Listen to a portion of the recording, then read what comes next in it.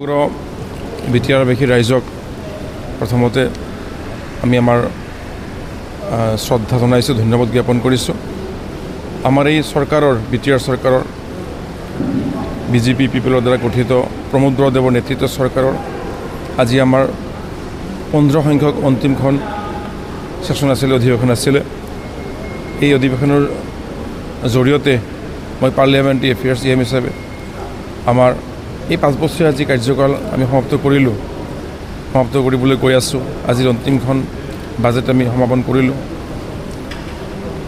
আমি আমাৰ সন্মানীয় হিজ এক্সেলেঞ্চি মহামান্য গভৰ্ণৰ অসমৰ মুখ্যমন্ত্ৰী ডক্টৰ হিমন্ত বিশ্ব শৰ্মা ডাঙৰীয়া, আমাৰ বিটিআৰৰ শ্ৰী প্ৰমোদ বৰা ডাঙৰীয়াক বিশেষভাৱে আমি আমাৰ সদনৰ সকলো সদস্যই ধন্যবাদ জ্ঞাপন কৰিছোঁ। তেওঁলোকৰ নেতৃত্ব, তেওঁলোকৰ নিৰ্দেশনা, তেওঁলোকৰ মাৰ্গদৰ্শনৰ জৰিয়তে আমি আমাৰ সদনখন এই 5 বছৰে সুন্দৰকৈ পৰিচালনা কৰি বিটিআৰৰ 35 লক্ষ জনসাধাৰণৰ আকাংক্ষা পূৰণ কৰাৰ প্ৰয়াস কৰিছোঁ।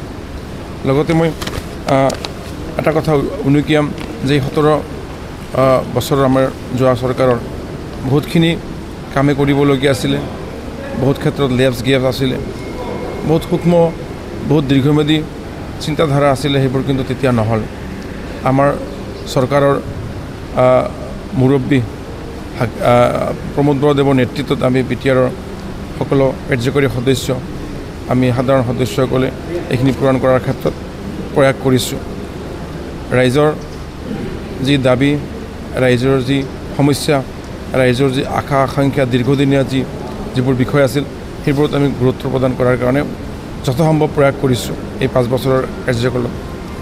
এই ক্ষেত্ৰত এটা কথা উল্লেখ কৰিব লাগিব যে আমাৰ এজন সদস্য প্ৰাক্তন চিফ আছিলে হাগ্ৰাৰাম মহলী ডাঙৰীয়া, প্ৰথম দিনা সদনত আহিছিল আৰু আজিলৈকে যি 15টা সদন আমাৰ হ'ল, আজি 15 সংখ্যক সদন আছিলে, অধিৱেশন আছিলে, তেওঁ এবাৰো নাহিলে। সেইটো আমাৰ কাৰণে যি পাৰ্লিয়ামেণ্টাৰী যি গণতন্ত্ৰৰ যি পদ্ধতি, যি পৰম্পৰা, তাৰ কাৰণে এক শুভ নহয় আৰু অশোভনীয় এটা দিশ বুলি ক'ব লাগিব।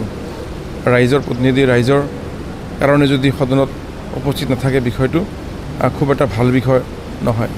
আমি প্ৰয়াস কৰিছিলোঁ শান্তি, সম্প্ৰীতি, সমতা, মৰ্যাদা, আত্মৰক্ষা, অৰ্থনৈতিক উন্নয়ন, সামাজিক উন্নয়ন, শৈক্ষিক উন্নয়ন আৰু কিছুমান মিছন মোডত আমাৰ ভালেখিনি পলিচি, ভালেখিনি আঁচনি আমাৰ ৰূপায়ণ হৈছে, সেয়া আপোনালোকে জানে। আৰু সেই মিছন মোডৰ জৰিয়তে আজি শিক্ষা, অৰ্থনৈতিক, পশুপালন, কৃষি সকলো ক্ষেত্ৰতে এক সুন্দৰ ব্যৱস্থা আমি দেখিবলৈ পাইছোঁ।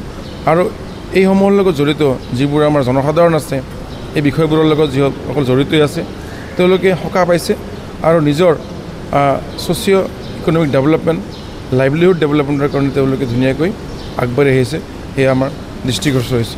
মুঠতে আমি চেষ্টা কৰিছোঁ যোৱা 5 বছৰে যে সমগ্ৰ বিটিআৰবাসী ৰাইজৰ কাৰণে 26টা যি জনগোষ্ঠী, প্ৰতিটো জনগোষ্ঠীৰ কাৰণে আমাৰ চিফ মহোদয়ে সুন্দৰ এক প্ৰয়াস কৰিছে।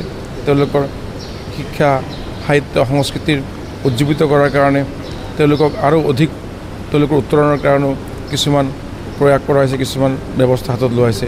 সেয়া আপোনালোকে দেখিছে। তেওঁলোকৰ বিভিন্ন যি কালচাৰ, আৰ্ট কালচাৰ, তাৰ কাৰণে মিউজিয়াম নিৰ্মাণ কৰাৰ প্ৰয়াস হৈছে। তেওঁলোকক লৈ পেলাই বিভিন্ন সভা সমিতি হৈছে, পুস্তিকা প্ৰকাশ কৰা হৈছে।